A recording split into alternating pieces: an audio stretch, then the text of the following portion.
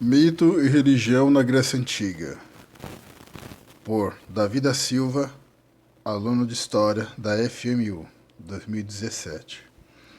Jean-Pierre Vernant foi um historiador francês nascido em Toulouse em 1914 e morreu em Sèvres em 2007. Iniciou seus estudos em filosofia em 1937 e, em 1948, se dedicou à antropologia da Grécia Antiga. Foi diretor de estudo da École des Studies em 1958, criando assim, em 1964, ao Centre de Recherches Comparées sur les Sociétés Anciennes. Ocupou a cadeira de estudos comparados de religiões antigas de 1975 a 1984. Detém o título de honoris causa em diversas universidades, como a de Chicago, Bristol, Nápoles e Oxford. Escreveu diversas obras e a que será analisada nessa resenha será o livro Mito e Religião na Grécia Antiga, escrito em 1987 e traduzido para o português em 2006. Já na introdução, o autor deixa irrefutável a importância que os deuses gregos tiveram na sociedade e ainda como os deuses se faziam presentes no dia a dia. O autor faz um alerta para termos cuidado ao interpretar a religião da Grécia arcaica com as religiões ocidentais cristãs dos tempos atuais. Mesmo que seja tentador fazer tais comparações, ainda que se utilize vez ou outra semelhanças entre essas religiões tão díspares. Entretanto, adverte que nenhuma religião é simples, homogênea e única. No livro em questão, Jean-Pierre Vernant faz uma análise simples e objetiva em 5 capítulos, esmiuçando a religião grega na Antiguidade Clássica. O primeiro capítulo aborda o mito, rituais, imagem dos deuses, onde trata sobre as tradições religiosas que, segundo o autor, era o pilar da religião grega, assim como da sociedade em geral. Essas tradições eram passadas de geração em geração por meio de ritos caseiros, pois se trata de uma religião sem livro sagrado, caça sacerdotal, sem clero especializado e sem igreja. Segundo o autor, os rituais eram transmitidos através de um vasto repertório de histórias que eram conhecidas desde a infância e, para tanto, existiam agentes encarregados da oralidade para essas histórias ganharem repercussão nas gerações seguintes. Eram os poetas. Os poetas tinham uma importância muito grande para a divulgação dessas memórias, pois eram eles que cantavam as peripécias dos deuses, semideuses e heróis. Essas histórias eram cantadas ao som de instrumentos musicais durante banquetes, festas oficiais, concursos e jogos, transmitindo assim feitos de tempos remotos. Para os ouvintes, essas histórias não eram uma simples manifestação artística, nem um privilégio para poucos, e sim uma construção de memória social que conservava o saber e o orgulho da cidade, tornando assim evidente que a religião grega era um tesouro trazido até os homens pelos próprios deuses da cidade que representavam. No que diz respeito à decifração do mito, Jean-Pierre Vernant traz uma análise acerca da composição do fabulário grego, fazendo uma comparação ou separação do mito e do rito, real e imaginário, ideologia e ideoplastia, fazendo um elo natural ao sobrenatural, onde o mito é inegavelmente mais explícito, tornando assim o objeto que cada deus controla se manifestar em sua imagem. O segundo capítulo diz respeito ao mundo dos deuses, mundo esse onde habitam todos os deuses de forma peculiar, visto que se reagrupam em uma rede variada de combinações, não obedecendo a um modelo uno de valores privilegiados, compondo um quadro múltiplo e variados entre si.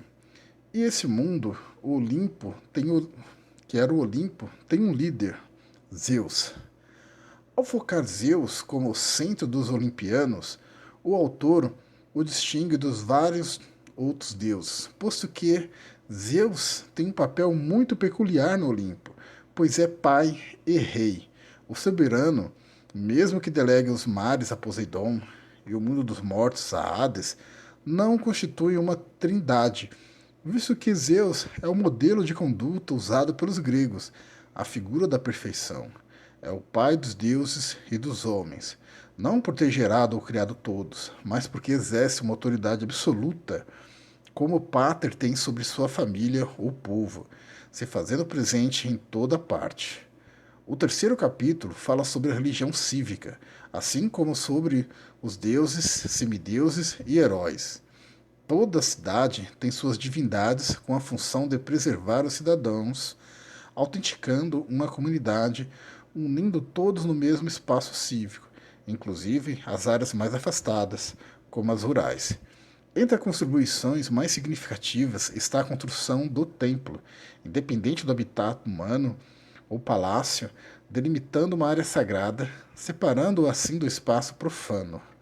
O deus reside no templo através de uma estátua, contrário aos altares domésticos, porém não o substituindo.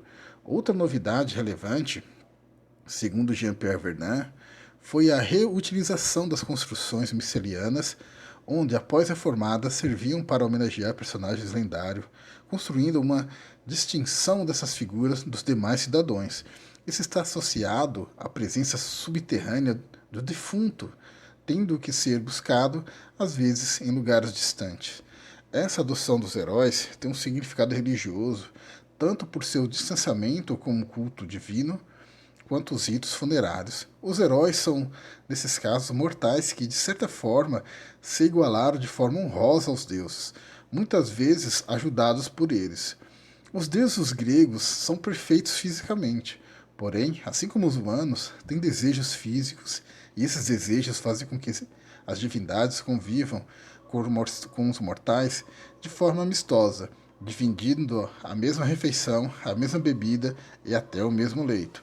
Dessas relações surgem os semideuses, seres que por muitas vezes têm duas agruras. Mesmo os semideuses e heróis, apesar de duas honras, poder e domínios, não interferem com os deuses, muito menos intervêm com eles.